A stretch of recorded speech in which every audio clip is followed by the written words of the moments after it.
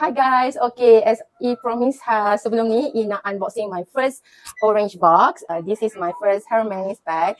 So lama dah mengidam, akhirnya dapat juga. Perasaan bila kita dapat sesuatu benda yang kita nak, memang perasaan dia, ya Allah, especially benda yang kita idam-idamkan. Memang I akan jaga dia rapi, okay? Nampak tu, tak buka lagi, tak unboxing lagi. So jom, I nak share dengan my followers. Sebelum tu kita kena keluarkan dulu kotak hitam Chanel ni. Yang ni pun my first Chanel masa saya beli dekat London. Itu dia. Okay. Nak share dengan you guys. Manalah tahu you guys pun ada wishlist nak dapatkan first orange box macam I. Okay. Kita buka. Ya Allah.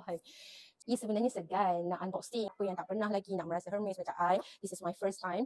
So, tengok ni. Susah nak dapat. So, Alhamdulillah, I tak sangka I dapat.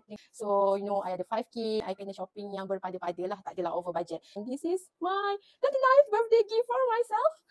Tada! My first hair bag. Cantik you all.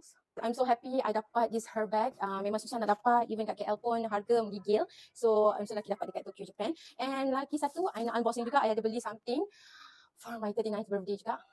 So, another bag. And I nak unboxing this one pula. My wallet C19 guys. I dah lama tak ada long wallet. Sebab kata cantiknya kali ni. So, I grab this Chanel 19 wallet. And lagi satu, I beli juga. Wait Tada! So this one, I beli untuk gantikan I punya wallet yang hilang dekat umrah hari tu. Kat Mekah, I dah hilangkan I punya LV wallet. So, I nak gantikan yang baru. So, I pun belilah this wallet. Wallet Fendi packet. This one macam limited edition. So, I ada 3 hadiah untuk my birthday this year. Ini saja unboxing shopping I untuk my 39th birthday masa dekat Tokyo, Japan hari tu. So, hope you guys enjoy it. Till next unboxing.